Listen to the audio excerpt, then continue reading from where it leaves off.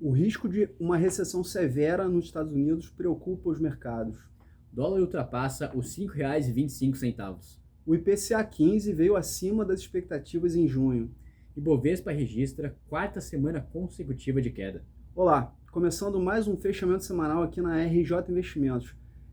Gui, a gente não tem notícias muito animadoras, muito pelo contrário, notícias muito preocupantes essa semana. Começando pelo risco de uma recessão severa nos Estados Unidos, que seria um baque, né, para as economias globais, não só americanas. Respinga em todo mundo, né? Exatamente. Bruno, a gente vive um momento extremamente delicado econômico no mundo todo. Por quê? Até então, a principal preocupação dos investidores, dos países, das grandes economias, era justamente a pressão inflacionária que a gente vive pós-Covid. Como que o Banco Central atua para controlar a inflação? Aumentando a taxa de juros. O problema é que a partir do momento que eles aumentam a taxa de juros, surge outro problema, uma desaceleração econômica que pode resultar numa recessão. Então, como a gente viu aí nas semanas passadas, com o Fed sendo mais agressivo ali naquele aumento, os dados de inflação ainda vindo muito negativo, isso acaba pressionando o mercado e as próprias bolsas começam a precificar um cenário de recessão.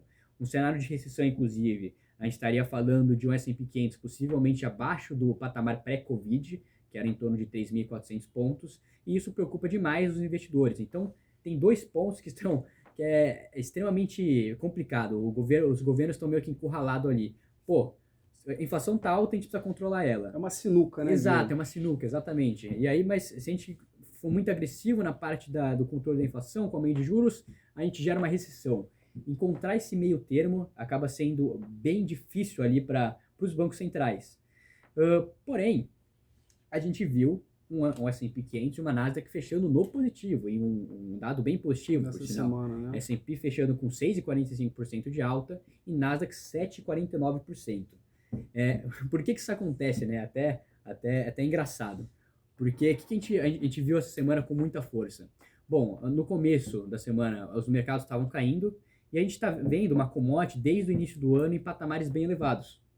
Só que não se conversa um cenário de recessão com um cenário de commodity alta. Porque se a gente tem recessão, a gente tem uma queda no consumo. Se a gente tem uma queda no consumo, a gente naturalmente também tem uma queda no preço das commodities, tá? E num cenário de recessão, que é algo que começa a ser precificado no mercado, talvez o Fed não precisaria atuar de forma tão agressiva na alta de juros. E isso acaba sendo visto positivamente para o mercado. Então, uma notícia negativa acaba gerando uma perspectiva positiva e a gente vê esse dado positivo. Mas o Powell, o presidente do Fed, ele vem sustentando que a missão, o que está ali como prioridade realmente é o combate à inflação, né, Guilherme? Perfeito, perfeito. Mas como as commodities elas começam a cair, já é um ponto que arrefece a inflação. Perfeito. Então, como a gente viu essa semana as commodities caindo aí até com uma certa força, o mercado acabou precificando isso de forma positiva, pelo menos no mercado americano, né?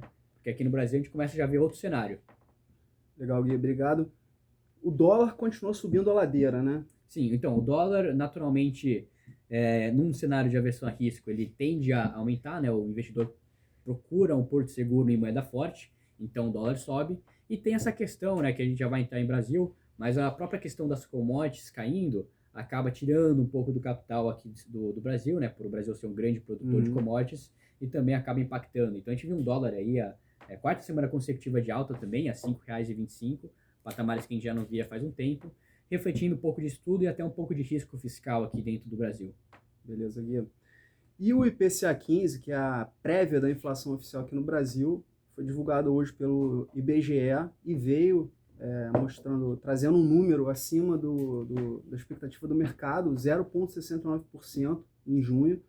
E tem um vilão aí, o principal vilão, né, foram os planos de saúde, quer dizer, a ANS autorizou em maio aumentos de até 15,50%, 15,5% nos planos de saúde. E isso foi como eu falei, o principal vilão desse dado aí de inflação acima do esperado. Perfeito. Realmente o IPCA 15 ele veio um pouco acima do esperado. Isso nunca é um dado positivo, né? E, inclusive, a gente viu as curvas de juros subindo um pouco hoje, os DIs futuros, mas a gente tem que considerar que os últimos dados de inflação também vieram abaixo. E não só isso, muito o crescimento do Brasil também tem entregado acima da expectativa. O próprio Brasil, no começo do ano, tinha uma projeção de PIB, de crescimento de PIB, mais ou menos 0,50%, e já está vendo revisões para 1,5%. Então, já é algo extremamente positivo. E por que isso? O Brasil, diferente dos países emergentes, como os Estados Unidos, lá na zona do euro, começou a subir juros desde o ano passado. Então, a gente saiu de um juros a 2% no começo do ano passado para os atuais 13,25%. E a gente fez isso antes dos outros países. Então, a gente já começa a ver reflexos positivos desse aumento na taxa de juros na questão inflacionária. Fora isso, todo o crescimento que tem vindo acima do esperado também são dados positivos. Na margem, o Brasil está entregando realmente alguns dados em um cenário econômico melhor, menos desafiador do que a parte internacional. Porém, naturalmente, quando o internacional está sofrendo e a aversão a risco se espalha, a gente acaba sendo contaminado por esse sentimento.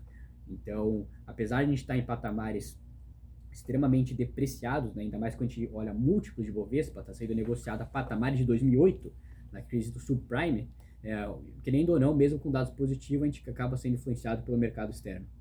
Perfeito. Quer dizer, podemos dizer que o nosso Banco Central aqui foi mais ágil do que muitos bancos centrais de economias fortes, né? Foi até elogiado aí por outros bancos centrais, a gente tem visto isso bastante, mas até trazendo o dado aqui preciso, infelizmente o Bovespa caiu a semana 1,15%, muito pela questão das commodities, tá, gente? Então, as empresas de commodities acabaram puxando o índice para baixo essa semana. Quarta semana consecutiva de queda. Infelizmente, Bovespa, 98 mil pontos. 98, mais uma semana fechando abaixo dos 100 mil pontos, né? Como a gente não via desde 2020, certo? Exato. Lembrando que a gente já bateu 120 mil pontos acima desse patamar esse ano e retomamos aqui aos 98.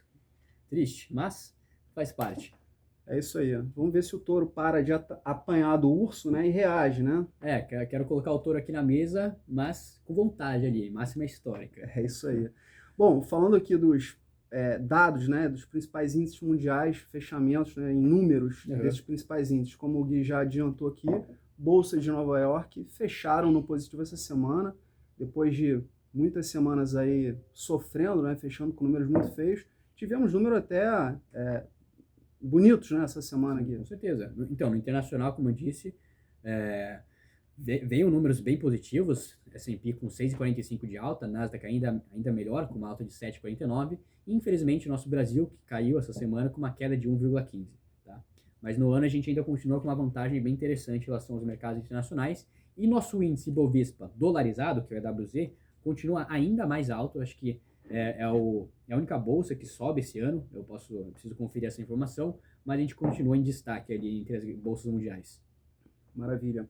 Bom, e o VIX, que é o índice do medo, como a gente sempre traz aqui, essa semana também mostrou algum sinal de, poxa, o mercado deu uma respirada, né? Quer dizer, o índice do medo, ele desacelerou 12,5%, quer dizer, quando esse índice desacelera, naturalmente é algo positivo para o mercado, né?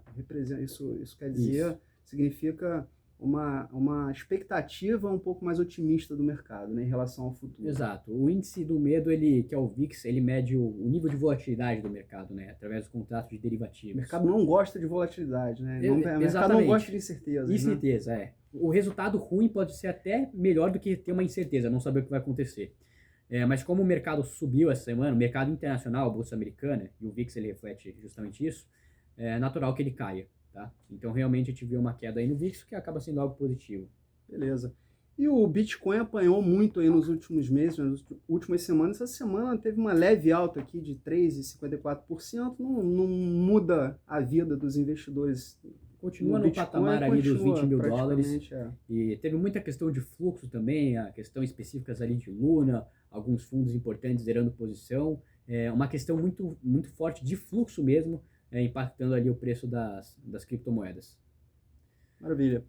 É isso. Pessoal, um bom final de semana. Não deixem de seguir a RJ Investimentos nas redes sociais e fiquem sempre informados de tudo que é relevante para o seu bolso. Exatamente. Da minha parte também é só. Bruno, um ótimo final de semana e até semana que vem. Até semana que vem. Um abraço. Um abraço.